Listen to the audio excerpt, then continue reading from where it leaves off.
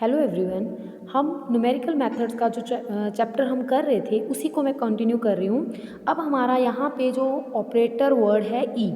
इस ई का मतलब क्या है कि अगर आपके पास एफ एक्स फंक्शन है उसके आगे ई ऑपरेटर लगा हुआ है तो जो ई की पावर होगी, मान लो 1 है तो x प्लस एच हो जाएगा। मान लो यहाँ 2 है तो वो 2h हो जाएगा। मान लो -2 है तो वो प्लस वाला किस में कन्वर्ट हो जाएगा, आपका माइनस में। ये ई ऑपरेटर की वैल्यू है कि जो एफ एक्स है वो उसका operator E F of x plus H होगा। या फिर अगर आपके पास वाई ऑफ ए है, इस पे आप लगा रहे हो तो वो वाई ए प्लस एच हो जाएगा। ये ऑपरेटर की डेफिनेशन है। फर्स्ट प्रॉपर्टी क्या कहते हैं कि अगर आपके पास एफ एक्स प्लस जी एक्स दोनों का इकट्ठा ऑपरेटर है तो हम लोग उनको सेपरेट वे में लिख सकते हैं। प्रूफ के लिए सबसे पहले एफ एक्स प्लस जी एक्स ले लिया, उस पर ई ऑपरेटर लगाया। दैट मीन्स कि एक्स वाले में भी एक्स प्लस एच हो गया, जी वाले में भी क्या हो गया, एक्स प्लस एच। अब एफ को अलग लिख दिया ई एफ एक्स, जी को अलग लिख दिया ई ऑफ जी एक्स। ये सिर्फ दो फंक्शंस के लिए नहीं है बल्कि बहुत सारे F G H so on के लिए है, तो सब में ई ऑपरेटर जो है सेपरेट हो जाता है। नेक्स्ट है कि अगर आप एफ एक्स को किसी कांस्टेंट से मल्टीप्लाई करके उसके ऊपर ई ऑपरेटर लगा रहे हो या ऑपरेटर पे कांस्टेंट सी मल्टीप्लाई कर रहे हो, दोनों आपस में कॉम्यूटेटिव होते हैं। तो सबसे पहले ई का मतलब है एक्स वाले में एक्स प्लस एच किया तो ये ई ऑफ एफ एक्स साथ बाहर में सी आ गया। थर्ड है आपके पास, थर्ड जो है वो है कि अगर आपके पास ई ई ई मीन्स कि बहुत सारे ईज मिले हों और एफ एक्स पे आपको ऑपरेटर लगाना है तो ये पावर्स जो हैं वो ऐड हो जाती हैं।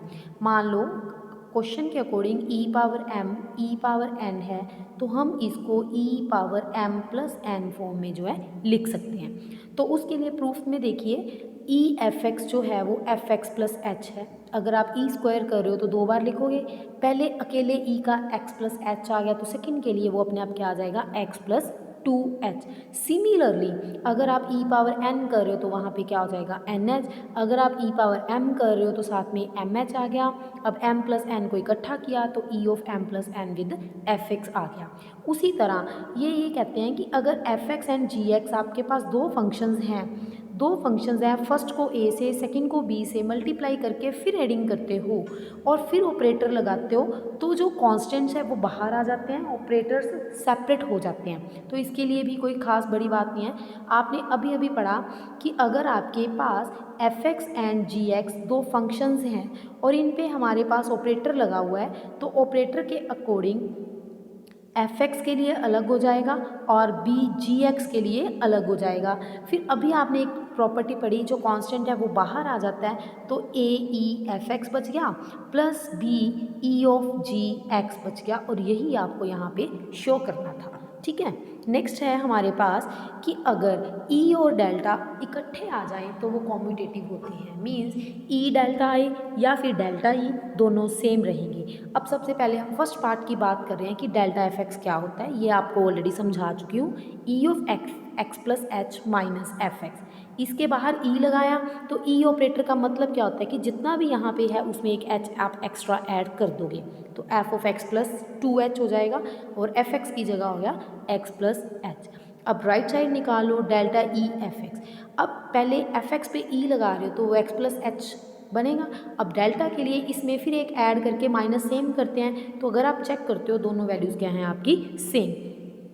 अगर किसी फंक्शन का डेल्टा ज़ीरो है दैट मीन्स ना तो वो डेल्टा ज़ीरो होगा और ना ही वो एफ एक्स ज़ीरो होगा। इसके लिए जब डेल्टा ज़ीरो है तो कल हमने एक प्रॉपर्टी पढ़ी थी कि कांस्टेंट फंक्शन का डेल्टा ज़ीरो होता है। दैट मीन्स कि एफ एक्स जो है वो आपका क्या हो गया, कांस्टेंट। तो यहाँ से क्या शो हो गया, ना तो डेल्टा ज़ीरो है और ना ही आपका एफ एक्स ज़ीरो है। नेक्स्ट है आपका रिलेशंस ई डेल्टा नेबुला, तीनों में क्या रिलेशंस है इनकी ज़रूरत भी पड़ेगी। अगर आपके पास ई आ जाता है तो वो 1 प्लस डेल्टा के इक्वल होता है, ये ज़रूरत पड़ेगी आपको। तो सबसे पहले ई ऑफ एफ एक्स, इसको आप F of x plus H लिख सकते हो। अगर आप डेल्टा एफ एक्स निकाल रहे हो तो F of x plus H minus F x. ये ई ऑफ एफ एक्स हो गया, ये माइनस एफ एक्स हो गया, तो दोनों में से एफ एक्स आपने कॉमन लिया, डेल्टा इज इक्वल्स टू क्या आ गया, ई माइनस वन, मतलब E is equals to one plus delta. Next property है आपके पास कि जो नेबुला है 1 minus E power minus one के इक्वल होता है। जब बैकवर्ड डिफरेंस निकालना होता है तब हमारे था कि फंक्शन सेम रहेगा, उसमें से आपने एच माइनस करना है, तो इसको आप लोग ई of minus one F x लिख सकते हो, फिर एफ एक्स कॉमन लिया तो आपकी ये भी प्रॉपर्टी जो है प्रूव होगी।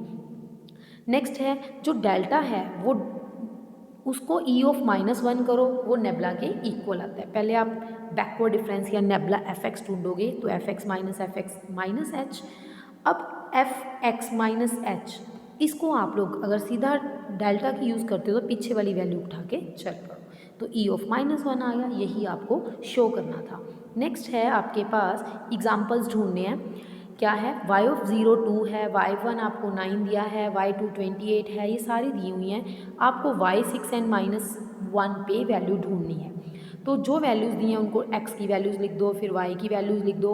तो आपको डिफरेंस बताया हुआ है मैंने, 9 - 2 28 - 9 65 - 28 126 - 65, इस तरह ये फर्स्ट डिफरेंस आ गया। फिर इसी का आगे डिफरेंस ढूंढोगे, सेकेंड डिफरेंस, फिर नेक्स्ट कांस्टेंट आ गया, कांस्टेंट के बाद यू वेरी वेल नोन कि इसकी वैल्यू क्या आ गई आपके पास 0।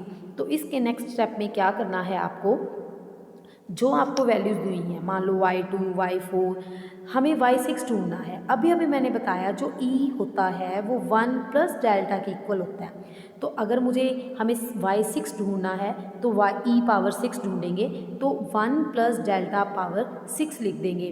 अब बाइनोमियल के थ्योरम के अकॉर्डिंग आपको खोलना आता ही है, 6c0 plus 6c1 delta, 6c2 delta square, 6c3 delta cube, 6c4 delta 4 and so on. ठीक है, 6c5 delta 5 and Y note. अब आप इसको अगर आगे लेके चलते हो तो देखो अंदर आपने खोल के ये वैल्यूज़ लिख ली, वाई नोट अब इनके साथ लगा दो। फर्स्ट देखो अकेला 1 है तो वाई नोट आ गया, delta y naught, delta square y naught, ये सारे आ गए। अगर आप अपने वापस टेबल में चलते हो, टेबल में वापस जा रही हूँ, तो जो फर्स्ट वैल्यूज़ हैं, जो फर्स्ट वैल्यू है आपके पास, देखो ये हो गया वाई नोट, ये होता है आपका डेल्टा वाई नोट, ये delta square y naught, delta cube y naught, delta 4 y naught. ये वैल्यूज़ वहाँ हमारे पास जो वैल्यूज़ आई हैं उसमें आपको पुट करनी है। जब पुट करी तो आपके पास y6 की वैल्यू आ गई। अब आपको ढूंढना था y माइनस वन, जिसकी वैल्यू ढूंढनी है उसको e की पावर में लिख दो, e ऑफ -1। बट अभी बताया मैंने जो e है वो 1 प्लस डेल्टा है, तो इसकी वैल्यू साथ में क्या आ गई, -1। बाइनोमियल फिर खोल लेना, बाइनोमियल खोलने के बाद जब आप वैल्यूज़ y नोट से मल्टीप्लाई करोगे तो फिर सेम वैल्यूज़ रहेंगी, वहाँ से y -1 की वैल्यू आ गई आपकी 1। ठीक है, नेक्स्ट 11th एग्जाम्पल क्या है, आपको ये बोला हुआ है कि थर्ड डिफरेंसेस आर कांस्टेंट, मतलब जब आप थर्ड डिफरेंस पे जाते हो तो वो एक सिंगल वैल्यू रह जाती है।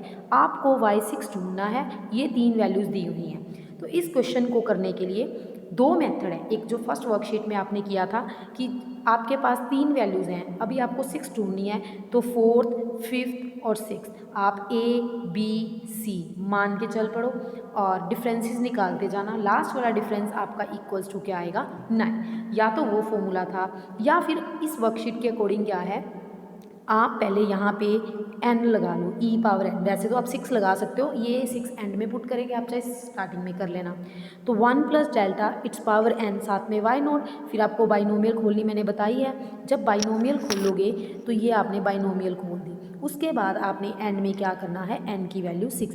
ज़रूरी नहीं है कि आप इसमें n ही लेके चलो, आप y6 निकाल लेना। y6 निकालोगे, वहाँ से y नोट, y1 y2 ये सारी वैल्यूज़ आपके पास आ जाएंगी और आप आंसर निकाल सकते हो। नेक्स्ट एग्जाम्पल है जो, उसमें आपको ये f(x) दिया हुआ है, x दिया है, f(x) दिया है, आपने थर्ड डिफरेंस तक निकाला। जब थर्ड डिफरेंस निकाला वो इक्वल्स टू क्या आ गया, 0। अब हमें ये पता है कि थर्ड डिफरेंस ऑर्डर जो है वो 0 है, तो इसकी 4th 5th जितनी भी होंगी वो सारी 0 होंगी, और जो f(x) हमारी पोलिनोमियल होगी वो कितने डिग्री की होएगी, 2 की। दैट मीन्स कि अगर आप 1 प्लस डेल्टा पावर n ले रहे हो तो आप सेकेंड डिफरेंस तक की जाना, इससे बाद क्योंकि डेल्टा क्यूब 0 हो गया तो नेक्स्ट वाली ऑलरेडी 0 ही होंगी। तब आपने क्या करना है, यहाँ पे इसकी 2 तक वैल्यूज़ ली, 2 तक वैल्यूज़ लेने के बाद जो हमारी पोलिनोमियल आपको ये मिल गई। मतलब यहाँ पे आपको डिफरेंसेस वगैरह भी नहीं निकालने, सिर्फ वैल्यू निकाल के वैल्यू पुट करनी है, क्योंकि हमें यहाँ पे पोलिनोमियल बनाने के लिए बोला था, ना कि किसी एक सिंगल पर्टिकुलर वैल्यू को निकालने के लिए।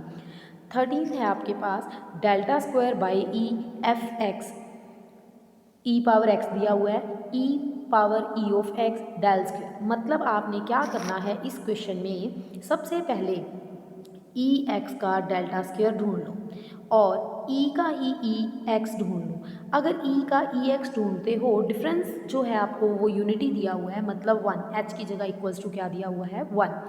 अब अगर आप ई ऑफ ई एक्स ढूंढते हो, इसका मतलब x प्लस 1 आ गया, ये नीचे वाली वैल्यू मैंने निकाल दी। जब ऊपर वाली की बात करते हो तो ई एक्स प्लस 1 माइनस ई एक्स, फर्स्ट डिफरेंस आ गया, इसमें से ई एक्स आप कॉमन ले लेना तो ये बनेगा ई माइनस 1। सिमिलरली जब आप अगेन करोगे डेल स्क्वायर तो आपके पास ई एक्स और ई माइनस 1 का होल स्क्वायर आ जाएगा, ठीक है। उसी तरह स्मॉल ई एक्स, जो इसका कैपिटल ई ढूंढते हो तो वो मैं ऑलरेडी बता चुकी, ई ऑफ एक्स प्लस 1 आएगा।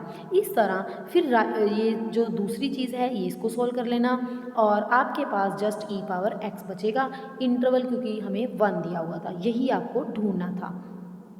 नेक्स्ट जो है आपका 14th एग्जाम्पल, वो क्या है, आपको x एंड y दिए हुए हैं, आपको बैकवर्ड डिफरेंस एट y5 ढूंढना है।